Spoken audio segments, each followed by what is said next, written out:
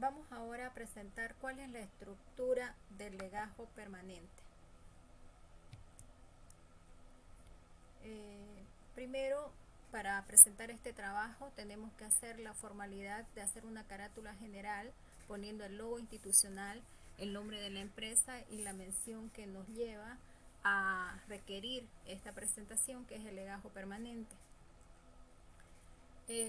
Primero, la carátula principal del legajo permanente va a llevar el logo de la empresa, el nombre de la empresa, la mención legajo permanente y el índice general del cuerpo del legajo, que está compuesto por los antecedentes legales y generales, que es el punto 1, las naturalezas de las actividades, que es el punto 2, la información económica y financiera, que va a comprender el punto 3, y el control posterior. De último, en esta carátula, que sería la principal del legajo permanente, vamos a introducir el nombre e iniciales del auditor que lo elaboró, el supervisor del área de auditoría interna y el jefe de auditoría de la unidad de auditoría interna. El primer componente o el primer cuerpo se va a referir a los antecedentes legales y generales de la empresa. En este punto vamos a introducir toda la información referente al cuerpo legal, o sea, qué leyes o qué compromisos tiene la empresa con respecto a su actividad comercial, cuáles son las normativas generales que aplica, cuáles son las actas, si es que las tuviera, actas de reuniones, actas de directorio, si es que está compuesta y obedece a un tipo de sociedad que exige esas actas de reuniones, y el cumplimiento del ordenamiento jurídico y legal de la organización para poder funcionar. Eso comprendería el punto 1. El primer punto que vamos a introducir dentro de los antecedentes legales y generales es la legislación vinculada a la institución. En este acápite comprendemos lo que es los resúmenes de todas las disposiciones específicas en cuanto a leyes y decretos, resoluciones supremas, estatutos y otros relacionados con la entidad, su fecha de creación, los objetivos, y contemplamos aquí un ejemplo. Como ustedes pueden ver, aquí hay un cuadro general de impuestos nacionales, las leyes que atañen específicamente a la empresa como tal, y también aquí se debería archivar e incluir lo que es la escritura de constitución. Aquí ponemos las resoluciones de directorio. En el caso la empresa tuviera un directorio, nos habla de las resoluciones emitidas por el directorio, que se trata de información concerniente a los vínculos existentes con los entes tutores y otras entidades con las que tenga una relación de dependencia financiera o administrativa. También resoluciones emitidas por la dirección ejecutiva o gerencia general. Seguimos con antecedentes legales y generales. Incluimos las actas de directorio, que obedece a las reuniones que realiza el directorio, y también es bueno exponer el contenido de esas reuniones. O sea, las actas han comprendido, por ejemplo, una aprobación de un presupuesto, una aprobación de una contratación, de un servicio, de una construcción, para tener una guía de la información que atañe y es de importancia para el funcionamiento o cambios en la empresa. El cuarto punto que vamos a introducir en este acápite es la estructura organizativa o organigrama. En esta parte vamos a incluir esta información y también vamos a hacer una connotación especial con respecto a al organigrama departamentalizado. Los antecedentes legales y generales se refieren a la responsabilidad de la gerencia. En este punto vamos a enunciar en una hoja de papel bond de manera literal cuáles son las responsabilidades de la gerencia. qué es la responsabilidad que tiene el presidente, los directores, los jefes de área y la información financiera generada por los sectores a su cargo. La rotación de los niveles ejecutivos.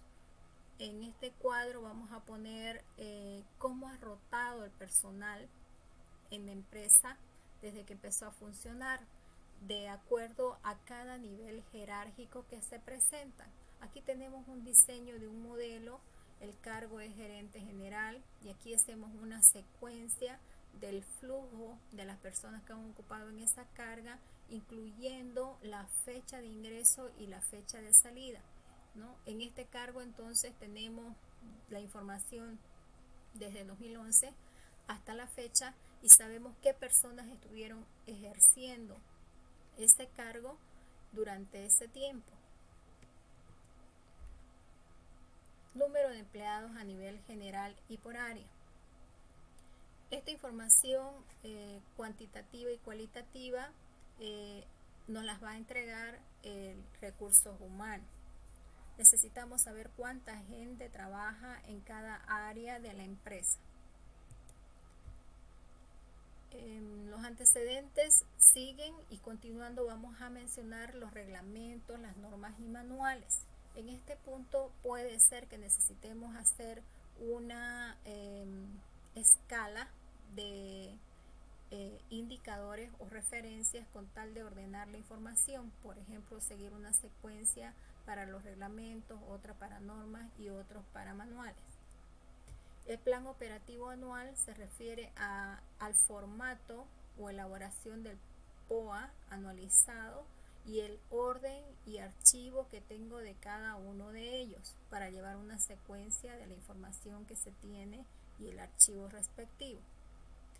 Los contratos también deben estar archivados con el propósito de conocer cuáles son los compromisos que tiene la empresa. En este caso también es importante hacer un desmembramiento de este archivo que contenga específicamente una numeración para cada tipo de contrato. Si se trata contratos de la empresa con proveedores, ¿no? Ponerle un punto 10.1, contratos de trabajo, por ejemplo, si la empresa hace servicios, entonces tiene contratos de trabajo específico con clientes, contrato con concesionarias, con empresas que han dado cierto crédito, concesiones a la empresa, contratos de préstamos, préstamos bancarios o préstamos a terceros y contratos con los empleados. Esto para que nuestra información no esté mezclada y esté correctamente archivada. Los antecedentes también continúan. Aquí tenemos el listado de la propiedad de inmuebles y vehículos. En este caso, nosotros vamos a poner el orden de nuestro archivo. También, si hay necesidad de hacer un desmembramiento de las referencias, también se tiene que hacer, porque puede ser que existan más de un bien específico. Por ejemplo, si es que hubiesen varios vehículos en la empresa, yo tengo que abrir una pestaña especial para apilar u ordenar todos los documentos de mis vehículos.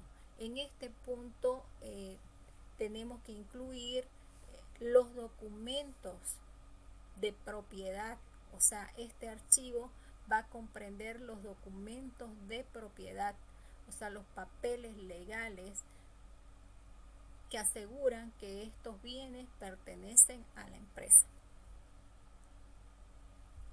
El segundo punto que vamos a considerar, o sea, el segundo cuerpo de legajo permanente, es la naturaleza de las actividades. ¿Qué es o qué puntos debo comprender en este acápite? Debemos incluir un detalle de la actividad que desarrolla la empresa, especificando los puntos que se mencionan. La información deberá ser redactada e investigada con las áreas específicas de la empresa que puedan exponer cuál es la situación que se presenta en la empresa. Entonces, estos puntos no se tratan de un archivo físico, sino que se tienen que elaborar. El punto 1 que comprende la naturaleza de las actividades, serían los principales productos que la empresa comercializa. Se deberá detallar un listado de los productos que la empresa tiene para vender.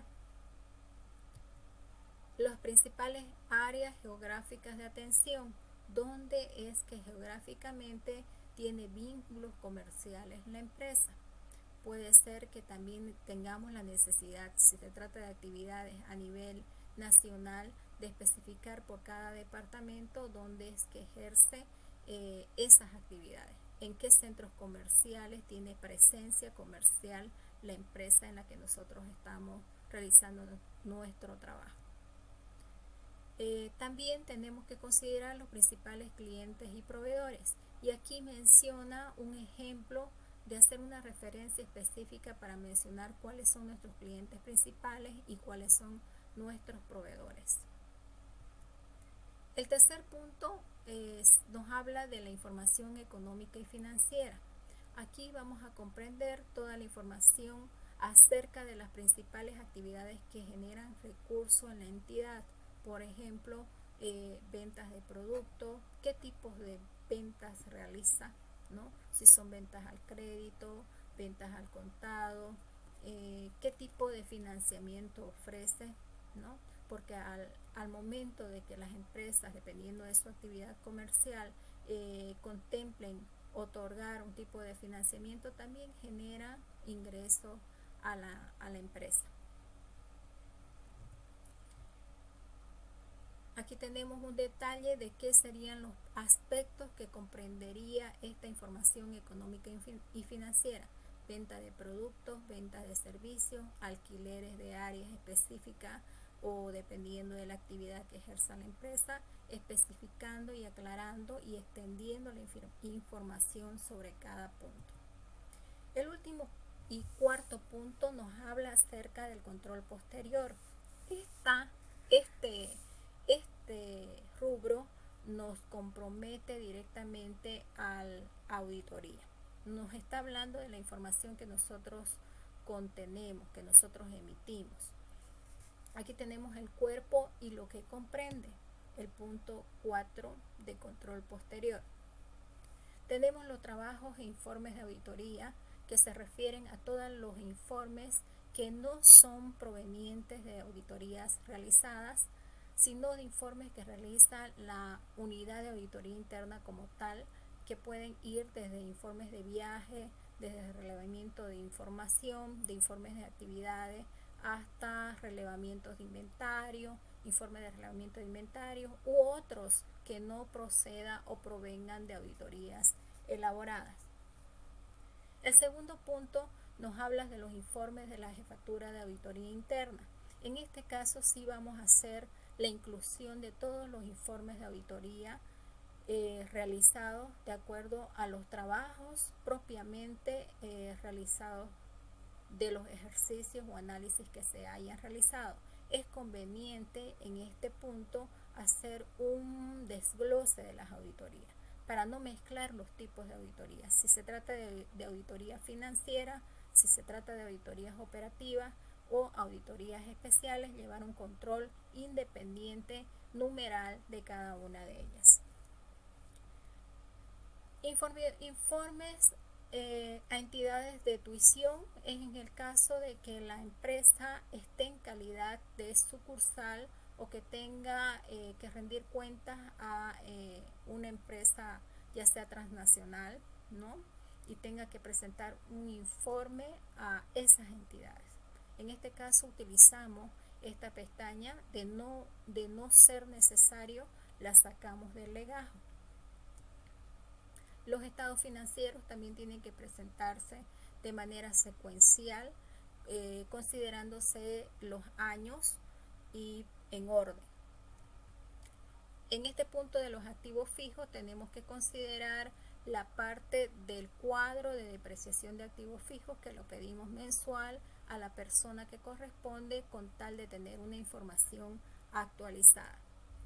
Los flujogramas de los ciclos y transacciones se refieren específicamente a ese aspecto que contemplará esa información específica. los antecedentes y características de la unidad de auditoría interna.